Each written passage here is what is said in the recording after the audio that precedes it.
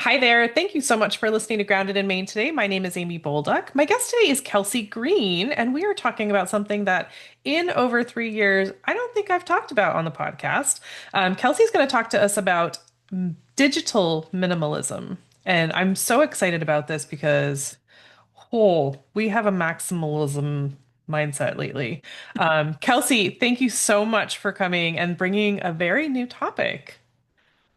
Well, thank you so much, Amy. I am delighted to be here today. And I just have to say, I was really interested in what you've been doing in the work that you're bringing into this space and just like how cool and fun it looks over in your world, honestly. So, yeah, thank you for having me on today.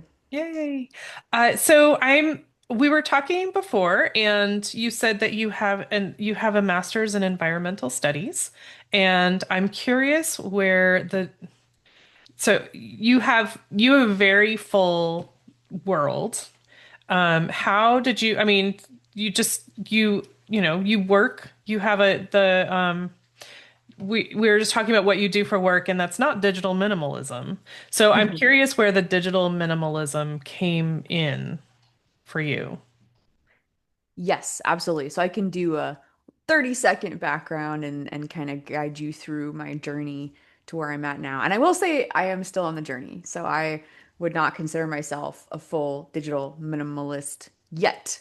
But definitely moving towards that. So basically, yes, my master's degree and my undergrad were both in environmental studies. And I then worked well, I was a scientist for a minute, really wanted to be a scientist, but it turns out I'm less of a data person, more of a communicator, people-y person. So I moved into working for nonprofits, and that was okay. I will say, nonprofits do some amazing work in the world, of course. A lot of us face burnout, and part of that comes from, I'd say, the low pay. So in most cases. So I was, working full time in nonprofits, and I was running a side business to be able to pay the bills as a single income household.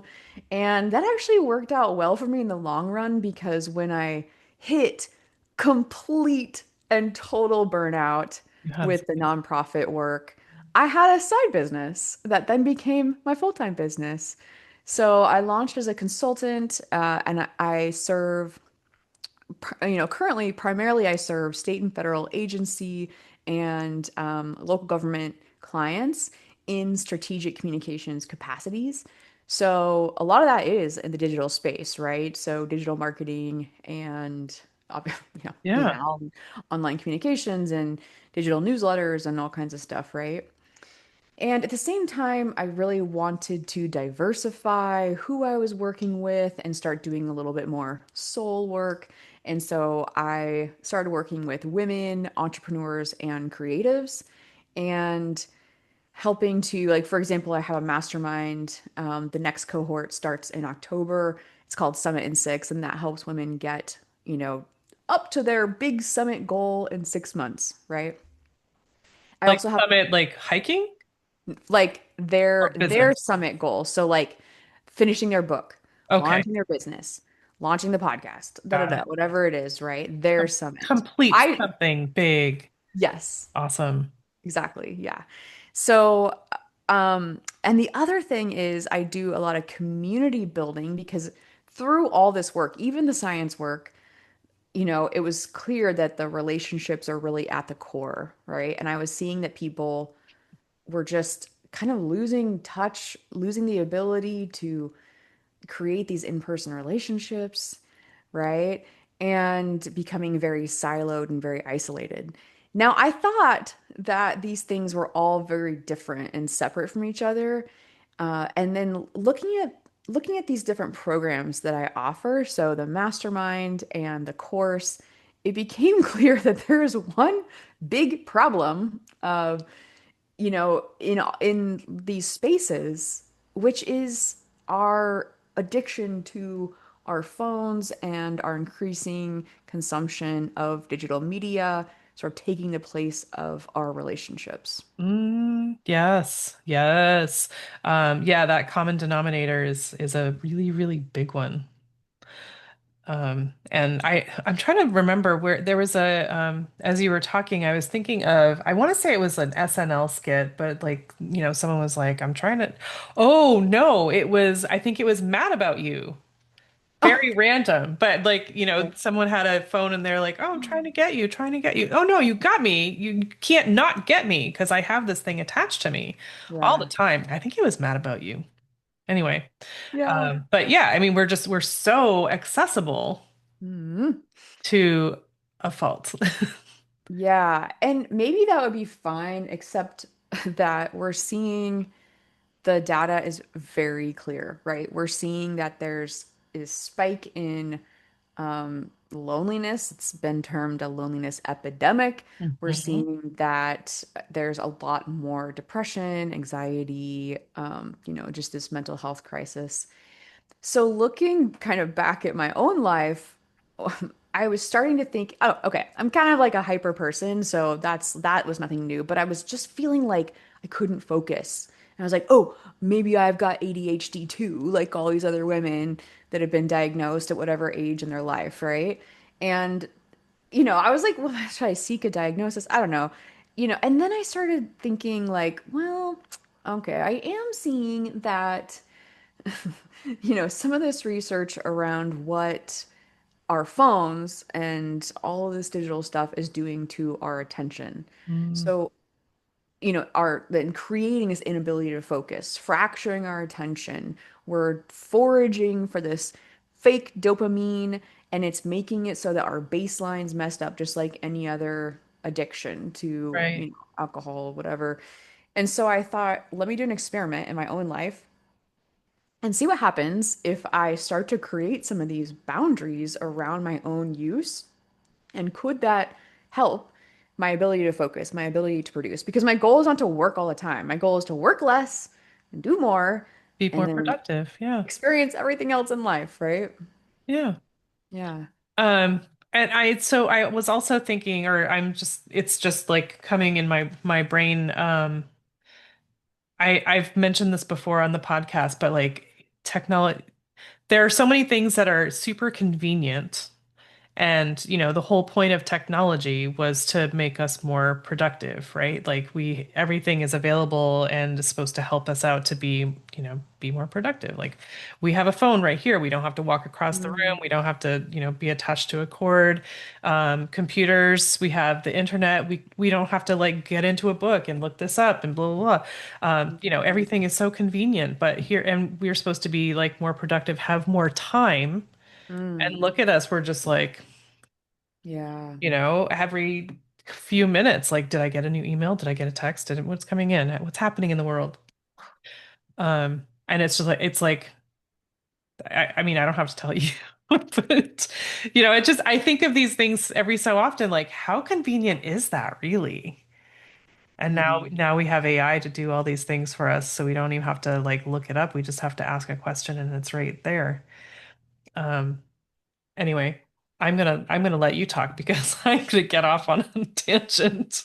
Well, it's a great point that you make. I think that from what I'm reading in my own research, that was the intention in the beginning, Mhm. right? And I don't think that anyone launched these products with the you know the forecasting of us ending up where we are now, Right. right? I mean, initially it was like the smartphone was like, oh, isn't it neat that your iPod can now make calls, right? Wasn't supposed to end up like this.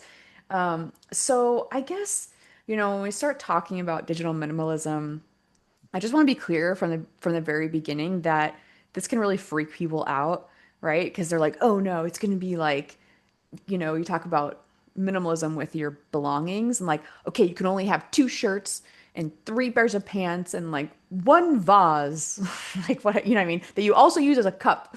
Like, okay, like, okay, no, the point, and I would recommend this. I have this book right here. It's Cal Newport's Digital Minimalism. Okay. And he makes a great argument that digital minimalism, the concept, is really about your own values, right? And optimizing the tech that you do decide to use in order, to support those values that you have in your life. So, like you and me, We do stuff online. You know, we get to connect right now. That's super neat. That's great. And so we're using these platforms to connect with each other, your audience. That's wonderful. And so I would say in this case, it does support these values, right? Um, but the question is, can you then set some parameters around your use so that you're sort of letting go of the things that are maybe even neutral and certainly detrimental, right? Okay. So I'm just curious. So this book by Cal Newport is his name. Mhm. Um, are there rules? I mean, there are guidelines, probably not Yes. rules.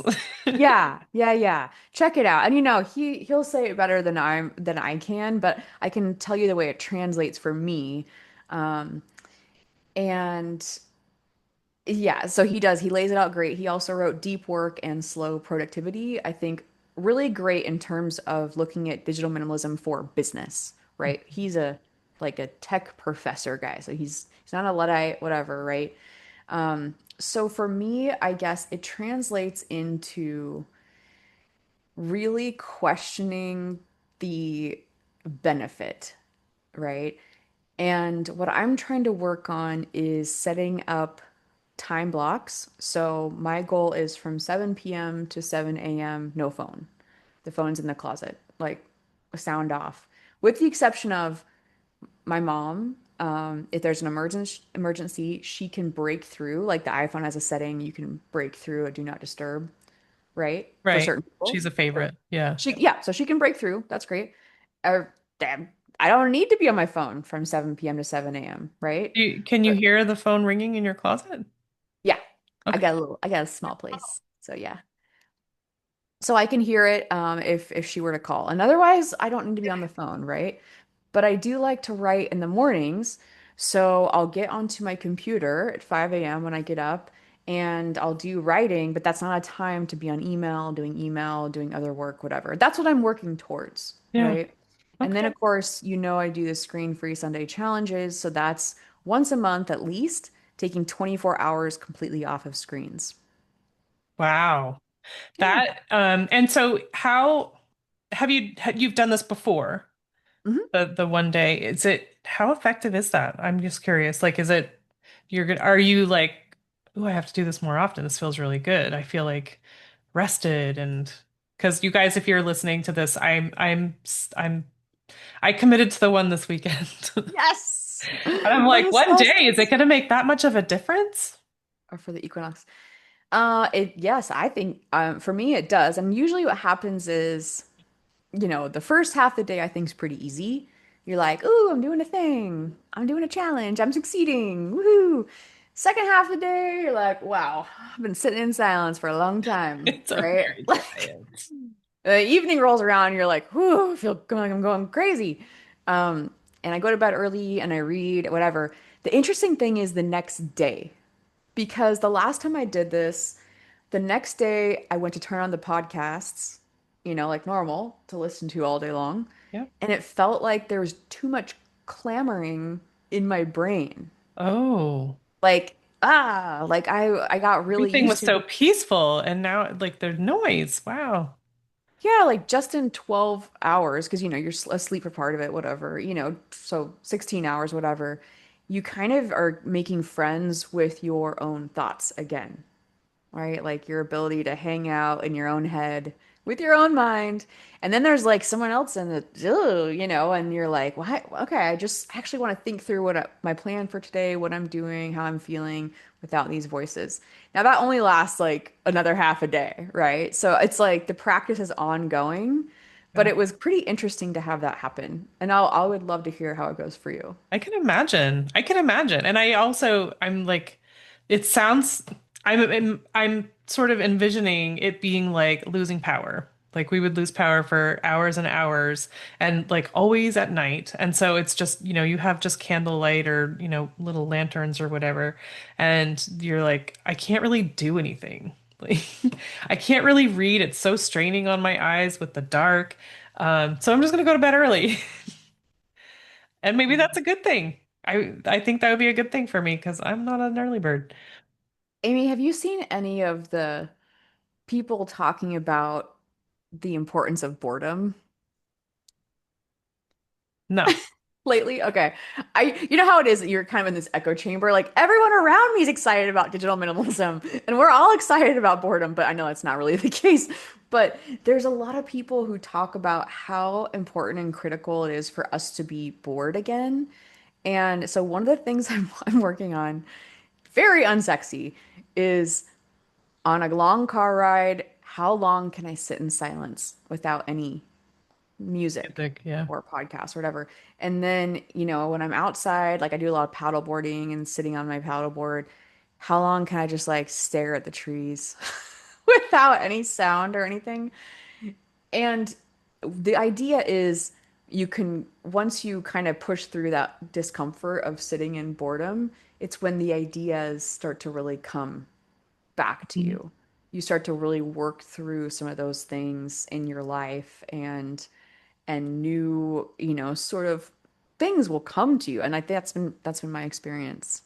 Wow. I mean, I'm getting better at that. Like where I live, and I show it on my Instagram feed all the time. Not all the time, but I've done it several times. Like I have it now. I have a new habit, which is going to be changing with the time changes and the season. But every evening I have 1 hour where I have to be outside because I let my chickens out for 1 hour. Oh, If I'm there, the predators won't come. yeah. So they have an hour of freedom, and I am just sitting out there and I'm watching them, but I'm also watching the hummingbirds behind them. And I Mm, have like five, maybe six hummingbirds and all like the doves and the finches, and like I'm just staring at the bird feeders for an nice. hour. And That's awesome. so many times I'll bring my laptop out and I'm like, oh, I'm gonna get some stuff done, but I can't focus when I can hear the buzzing of the hummingbirds and the wings flapping and the clicking, and I'm like I just walk it back inside. Like I'm just gonna stop Yeah. bringing it out.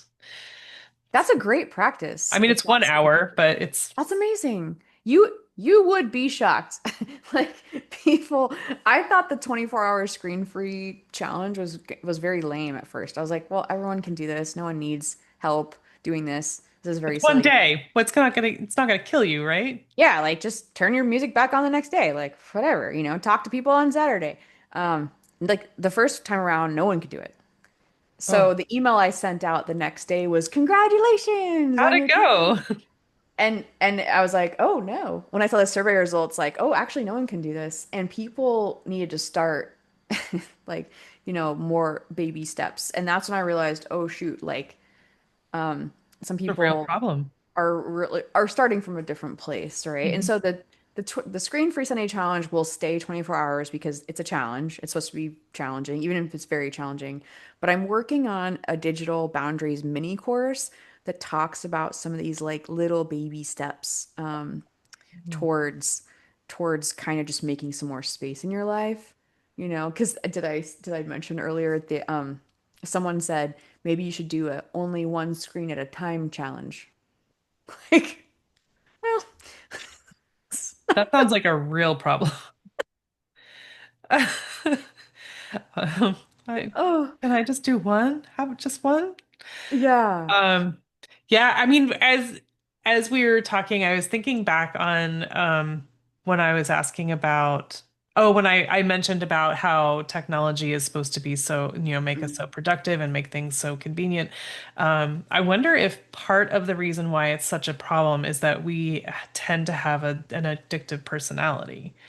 Like we're like, well, we're going to take this, we're going to run with it because we tend to, there's so many addictions out there, and I wonder if it has something to do with that. That we're just like, we didn't have this before. I can't say it's really a novelty anymore, but we have grasped onto it like we're not letting go. And I know that there are younger generations because I'm Hmm. X, but there are younger generations that are like, yeah, I don't need it. I've talked to people and I'm like, why are you don't respond to a text message? Oh, that's great. Like what age? I don't know. Yeah. Younger than me. Yeah, well, that's good. That's great to hear because right now I'm reading The Anxious Generation. And, a lot of people, so when I talk to people about this topic, they'll ask me, like, what about the kids? I'm like, well, I don't have kids. I don't know. I'm just trying to work with the adults over here. And so, but finally, I decided to read the book, The Anxious Generation, because, I'm on this journey and doing this research, Yeah. and it is terrifying. Like for you and I, we remember the time before cell phones, before computers, were a part of our lives. And for these kids growing up with it, it has altered the chemistry of their brains, you Yeah. know? So it's sad. And if I were a parent, I would be daunted and pretty scared right now. Yeah. Mm. But back to your point about how addictive it is. So I don't think I want to give the tech nerd gods some credit that in the beginning, then I use that term like with Right, if you're only right. You listening to said, this, I'm saying quotation marks. yeah, you don't think, you're sure that they didn't mean for it to be the way that it is. Initially. Right, Right. But now, as I'm sure you've heard, they are pumping so much money, billions of dollars into creating basically slot machines that we carry around with us. So I think people can have a lot of shame and guilt around how hard it is to not be on these platforms, and not be streaming Netflix all the time and whatever. But this is created for this purpose. And I think it's like the example I see a lot come up is like back in the whatever 50s when they're like, smoking is just a way to ease your anxiety. Da da da. It's great for the whole family. I've Whatever. totally said that on the podcast before. Oh, really? Because, Yeah. well, because I'm working in healthcare and I see all these patients in their like 60s and 70s and they're in the office all the time because they've got, cancer or whatever issues. And I'm just like, oh my gosh, like if Yeah. it was just pushed so hard in those days. Yeah. So, And I feel like that we're in that space right now with this technology where I feel pretty certain that I don't know, 20 years from now we're gonna be like, whoa, remember when the companies were just like getting us all addicted to these right, devices? Like, oh, that was so irresponsible. I can't believe that was allowed, especially for the kids. So right. I feel hopeful. Right. Well, and I mean, I've seen there are a couple of schools or cities that have banned phones in school. But I'm thinking also about, this is not technology at all, but, fast food, like because healthy food is more expensive than fast food. So then, people can afford the fast food, and now we have this obesity issue as well. And so it's like it's feeling very sort of familiar and common, even though it's not technology, but like there's so many things like that that are like, this is going to be, it's more convenient, it's easier, anyone can afford it. And, you know, it's also 3,000 calories, but, Oh, it's a great point. And I think there are becoming some conversations, like the conversations are becoming more prevalent around inequity with these devices mm, because it's going to affect minority groups at a higher rate than other groups, right? yeah. So that's unfortunate and also a new element to the conversation that I honestly hadn't quite thought about. Um, but yeah, I just on what you just said, quick note, I just saw a study that showed that there are more obese children globally now than underweight children, which was like a new, very scary metric. Right. Yeah. Oh So, gosh. yeah. Anyway, All like, right. okay, well, Next, what do we do now? here's some good news. Okay, we're gonna be a real downer episode over here. I believe that, there are more conversations happening around this topic, but I also believe that we can take back some control and autonomy in our own lives, right? And for the parents, I hear you, it's scary stuff out there, and I'd say just start with yourself too, right? Yeah. So, um, I think there's little baby steps that you can take, but the first one is making the commitment, right? Like with any habit that you're trying to Yep. instill, saying, okay, this seems like it's a problem. I'm going to make a commitment to change. And then moving along on your own journey, whatever that looks like for you, wherever you want to end up. and putting in some of those practices like being off your phone at a certain time, set up your emergency contacts, however you need to, and trying, half a day off your phone, whatever it is. And also, I think one really important thing is fighting the compulsion.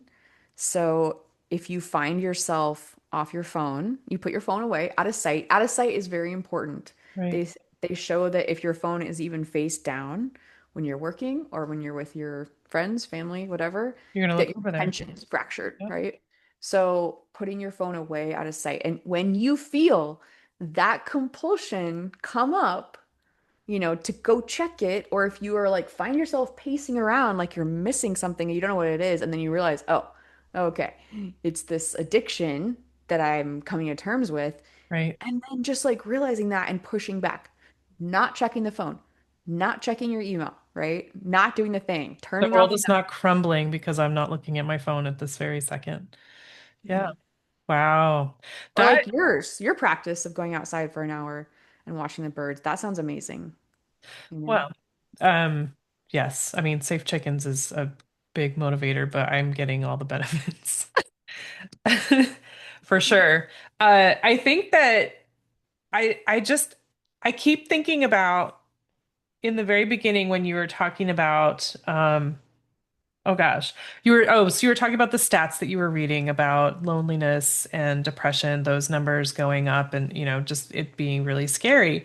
And people, and you took it upon yourself to say, what if I did this? And so there was no like real link. Is that what you're saying? Like there's not necessarily a link, or that it's sort of like, I don't know. I don't want to put words in it, but I love that you were like, it's not proven, but why don't I try? Why don't I just Oh. try this?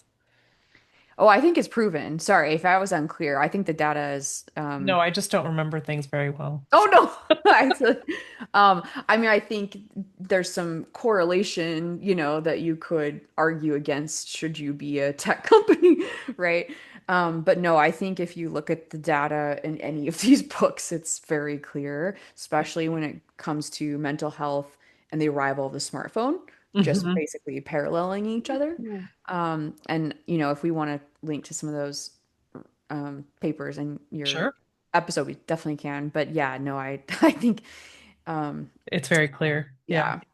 And Yeah. so you could do any number of things, and it was not said necessarily to go off of technology altogether, but you were like, let me try it. Let's see. Let's see if it helps. Yeah. And now, of course, you were reading all these books, and I'm sure you learned a lot from Cal from his book. Um, I think that, you're like, why don't we try? Let's just try it. And I want you guys also to know that Kelsey put together there's like a worksheet, like a prep sheet for your 24 hours technology free. And so I'm going to be looking over that this week to prepare for Sunday. 'Cause so we're in September and we're doing this for the equinox. Yeah. And so I so appreciate that because left to my own devices, I'm gonna not plan prep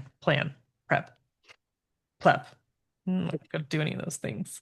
Uh, but because you have that experience, you can give those tips, and I appreciate that a lot.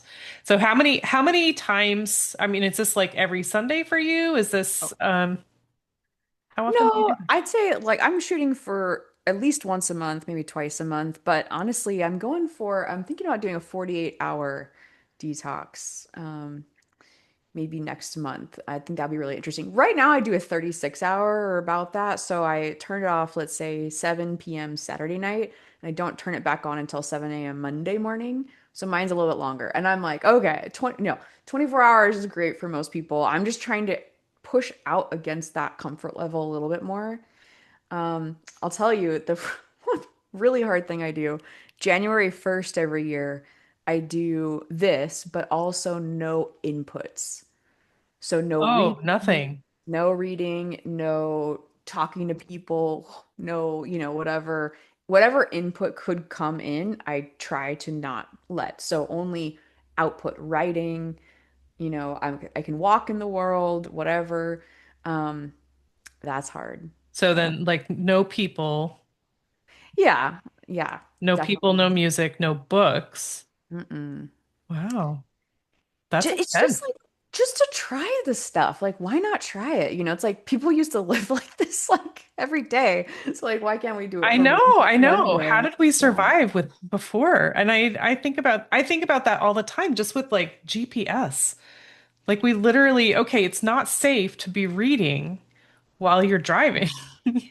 But here we are looking at these tiny little maps and trying to find the exit number and all those things. Like, I don't know how we all survived, honestly. Um, but that's, we did Yeah, it. Somehow we did it. We did it before. We we can do it did. again, right? I will admit, GPS is a tool that I am very grateful for because I have a terrible sense of direction, and I Okay. had a hell of a time before, honestly. Like I would get lost and I be know really I would late. take the wrong exit all the time. Yeah. So I guess, I just want to make it clear again, hopefully this is already clear, but just in case not, it's sort of like I am trying to work on remembering how to get places without my Apple CarPlay, but it's like, the tools that really do help you, you don't have to like let go of all of these tools. Like being on time or early is pretty important to me, and I do use my maps to get to where I'm going on time. And so I think that's fine. It's like you don't need to give up everything.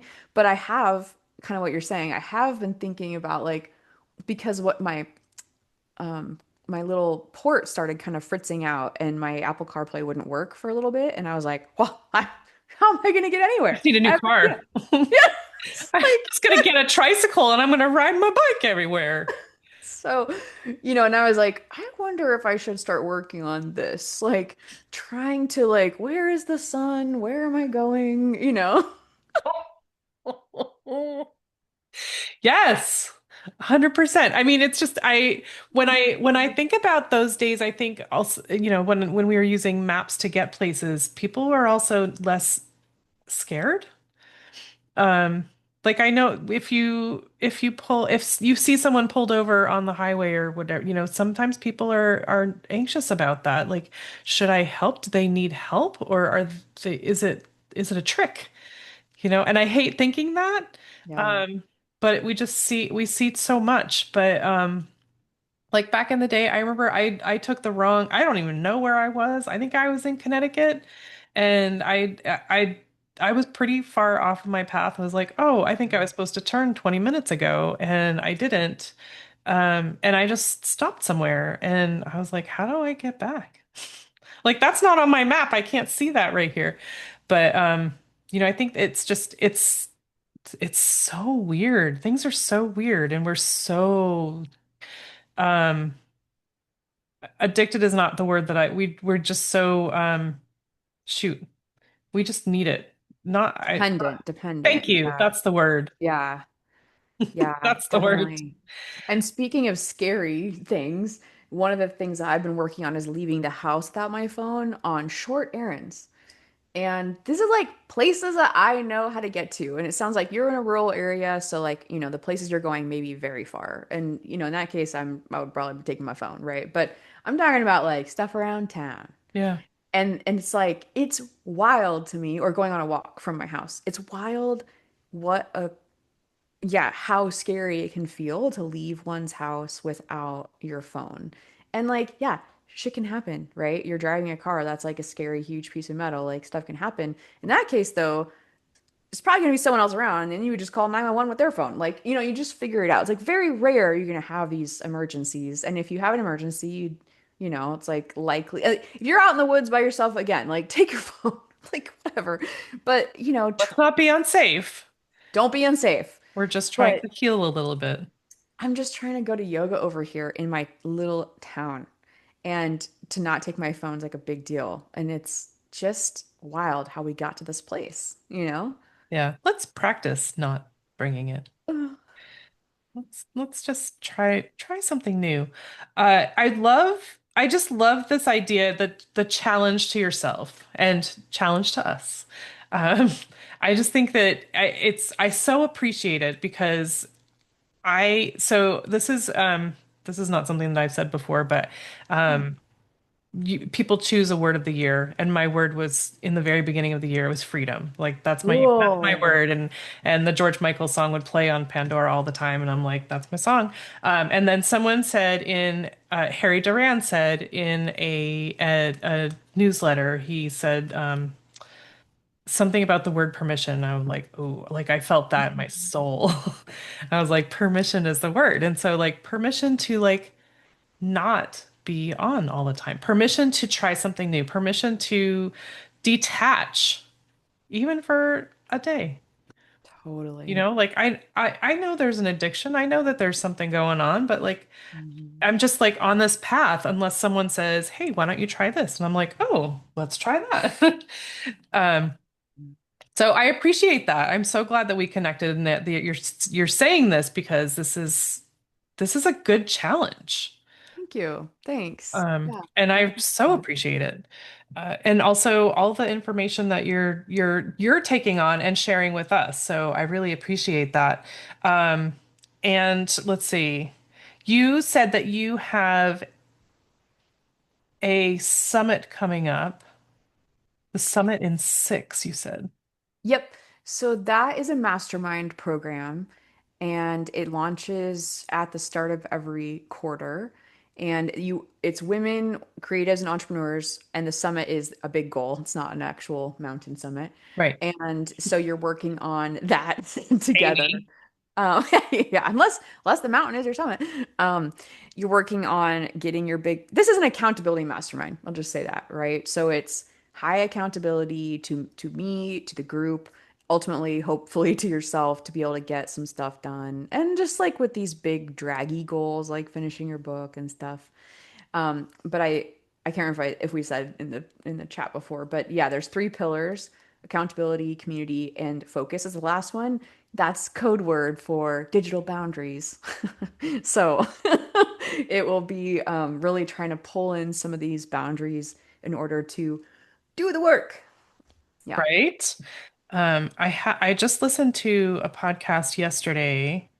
Um, that I just can't stop thinking about, and especially talking with you now. So the podcast is called Entrepreneurs Gone Wild, Okay. and the host is Sue Anderson, and she's a trip. She's pretty incredible, and so she's actually building an a resort in the mountains of Tennessee, like Wow. with her own hands, her and her husband.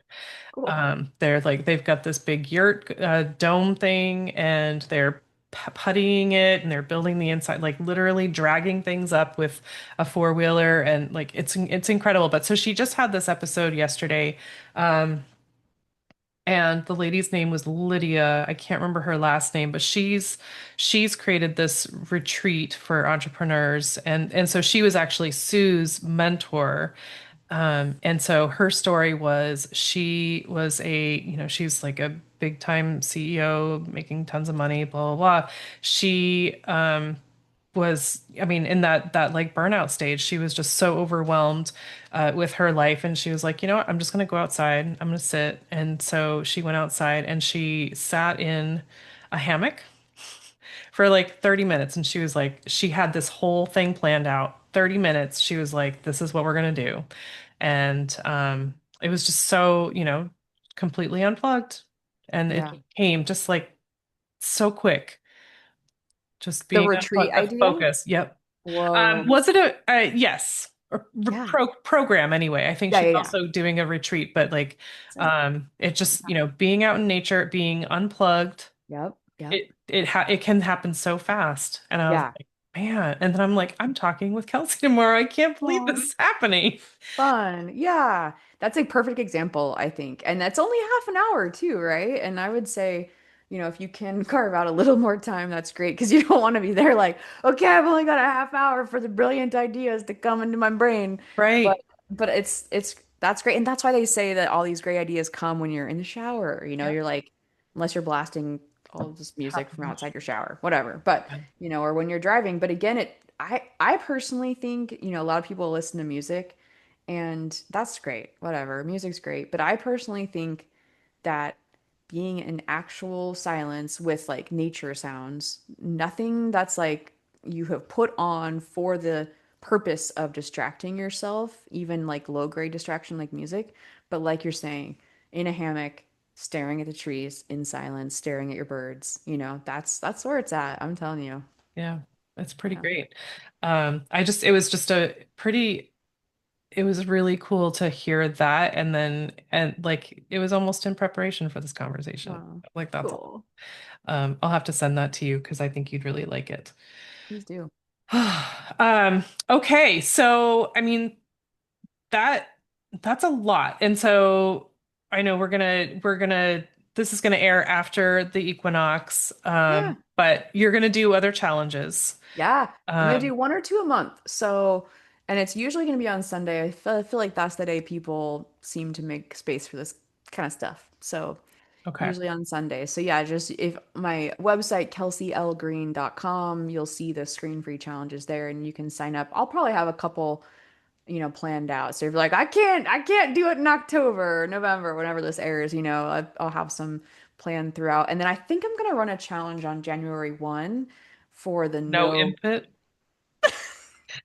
And let me tell you, that's probably going to be contingent on like you not being one not being hungover, right? Because if you went out on New Year's Eve night and you're hungover, it's Forget going to it. be a Yeah. terrible day. But it can be a really cool experience. So Right. But these 24-hour challenges are they're like training. yeah, yeah, yeah. And I think they're challenging enough on their own for sure. So Yeah. yeah, But so if you guys are interested in these challenges and unplugging, go to kelseylgreen.com and check that out. And I was telling Kelsey before, like, I didn't want to do the one that was right away, which was earlier September. yeah, the Right in the seventh. beginning of, yeah. So the Uh-huh. very beginning of September, I was like, no, that's too soon. Like, I feel like I want to talk to you first and be like, can I do this? But also, like, I just need to psych myself up for something like that. And so I took the one 2.5 weeks later, or 3 weeks, Perfect. 2 weeks later, 3 weeks later, 2 weeks, three, I think that's a good strategy 2 weeks because, later. yeah, you do need to get ready. You do need to like psych yourself up and make a plan. So I think that was perfect. Yeah. And now I'm a little concerned that I was telling you I'm going to bring my glass to an hour away to the recycling place, and I'm like, I don't know how to get there. I'm going to have to print that out or something. Yeah. It's funny, Amy, because people will be a little defensive about stuff, like, especially if it comes to printing something out. They're like, well, I need this ticket and it's on my Apple Watch. And I'm like, well, what did you do before you had your Apple Watch? Like, and I get it is a pain in the ass sometimes. Like, a lot of people like don't take printed tickets anymore, whatever. Like, it's just also a way to evaluate like how tied in to the matrix are ya, you Right, know? right. So, Yeah. but it's a great point. Yeah, printing stuff out ahead of time, writing down people's phone numbers, things like that. So, yeah. It's one Anyway, day. It's one day. one day.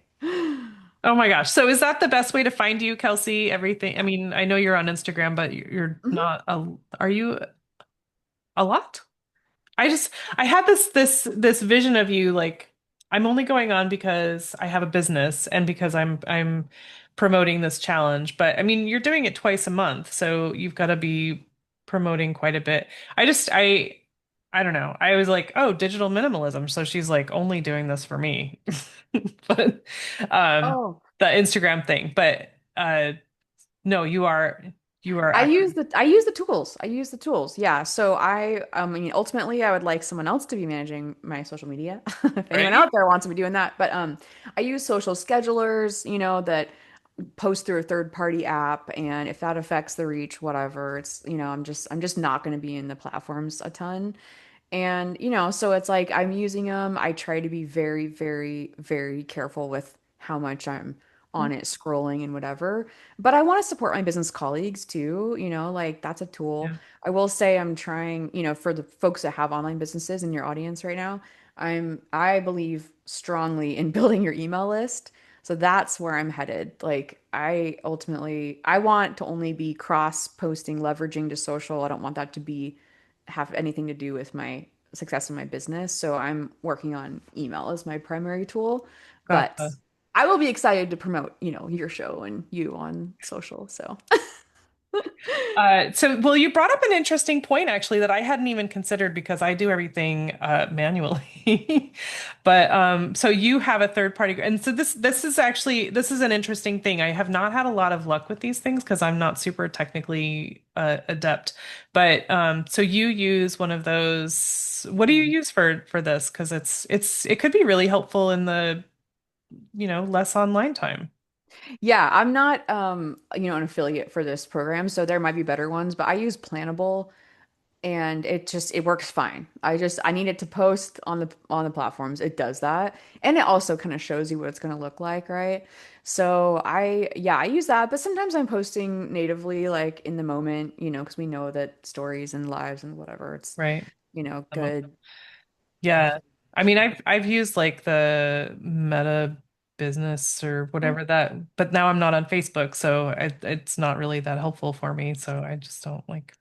But I haven't found. I'm not aware. I'm not aware. I'm not that good technologically. But like, is there something that te goes from like Instagram to TikTok to LinkedIn? Probably not Well, do you mean like I mean like if you have a scheduler, you can post on all of those. Yeah. at the same time. Mhm. Blow Yeah. my You mind. should be modifying your copy, This is getting into like the weeds. Like we're nerding out on or like, okay. Sorry, So guys. no, but modify I'm trying to lessen my social time, yeah. and it's really hard. Yeah. So yeah, modify the copy, but yeah, like Plannable, it can post to, I don't know, 25 different social sites, and you would just modify a little bit for each of those. Obviously, the tags and stuff don't carry over sometimes, Right. right? And then yeah, you set the time and poof, out it goes. Because I think in Meta, you can of course post to like Facebook and Instagram, and you can schedule that out right now. But the point Right. is, I don't want to be in those platforms. I want Yep. to be off, I want to be doing like something, I want to be in a different space on my desktop. you know, they make it pretty tough to do some stuff on your desktop these days, right? Yeah. Um, Yeah. It's and, wild. yeah, and I am never stepping foot in TikTok. Like, no, thank you. So, yeah. I'm new. I'm new to it. 'Cause some people say you'll find your people. I'm like, okay. I'm waiting. But it's yeah. I joked about it because I mean sort of joked, but like whenever I opened up, I'm like, I am so old because I'm like, why is it yelling? There's like always someone yelling whenever I open it up, and I would just close it right back. Like I don't like Oh, that. I don't need to be yelled at. And now I Yeah. know that I open it up and then I scroll automatically up, like just make that screen go away. That's hilarious. Oh my gosh. Oof. Yeah. I mean, I think, I'm not saying these platforms are not effective for marketing. Obviously some of them are very effective. So I'm just saying it's a personal choice. I don't want to be on them. So, and I think that's the way it'll go for me is that I'm going to be almost completely off of them pretty soon. Like Yeah. pretty soon. Hope fingers crossed. I was off for a few months and it felt amazing. And when I got back on, it was like reading the board minutes of an organization that you have like no interest in or you've never been a part of. You're like, this does not pertain to me at all. It's like so boring. But it's that, Yep. algorithm and the way that they hook you and what it does to your brain over Yep. time that gets you back in. Woof. Yeah. You've just got those strong digital boundaries, and that's so impressive. Mm, thanks. And so on Instagram, I cannot think of what your handle is. Is it Kelsey Yeah. L Green? Kelsey L Green. Yep, green without an E, so just like the color. So yeah, same handle, Kelsey L Green, and that's the website too, and also my email, hello at Kelsey L Green. So yeah, and you That's can easy. find all the stuff in there. And yeah, Amy, what a delight. I think you are so fun and smart and just doing cool stuff in the world. So I'm thank you for having I'm me like on. not straight. Like, ooh, let's but what does the word sustainability mean to you? Mm. Yeah, I really liked this angle for your podcast because, as I mentioned, I have an environmental background. And so a lot of times, that word had a certain connotation. And then I was in a world where like corporate greenwashing, we, co-opted that word. But I guess in this context, since we just talked for an hour about digital minimalism, um, this sustainability would mean to me, how do you keep going, growing yourself in your life in a way that you can maintain and is for the ultimate good, right? For yourself and also for humanity. Hmm. So I think I'm gonna go with that. Okay. Yeah. I Possibly a mean, little well, bit different take on the word, but yeah. Well, I mean, I've heard a lot. I've heard a lot, but like knowing that you had this like intense burnout, like that makes so much sense. Um, and I've had people in the agricultural field, and they're like, I don't want sustainability. That's not good enough. And so that's, I'm down with that definition too. I love to hear what, because everyone has a different idea about it. cool. Yeah, I love But that. thank you so much for sharing all of this wisdom, Kelsey. I'm so glad to have connected with you so that we can learn about digital minimalism. And I wish that there was an easier way to say that because I feel like I'm adding three different syllables. I just saw this is so random, but I just saw a I just saw a reel on Instagram last night and someone was talking about watermelon. It was a little kid and they're like, "Do you want some of this? You have to say what it is." And they're like, blah, blah, blah, blah, blah, blah, blah. And I'm like, "Yeah, I feel Like that. sweat. I I feel do want that." it. I just can't say that. Yeah, that's why I say boundaries sometimes. That's way easier to say. Heck yeah. Um, but I so appreciate the challenge. I appreciate the education. I appreciate the encouragement.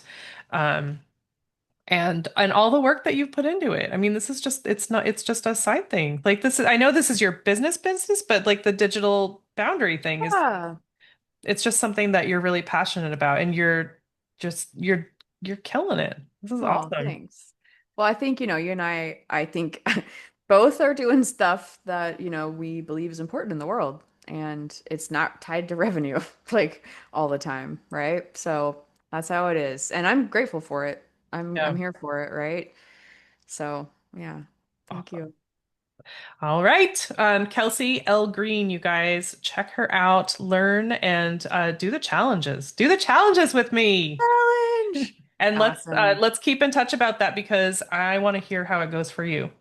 Cool. Same. Okay? Yeah. All right. Thank you so much. Have a great day, Amy.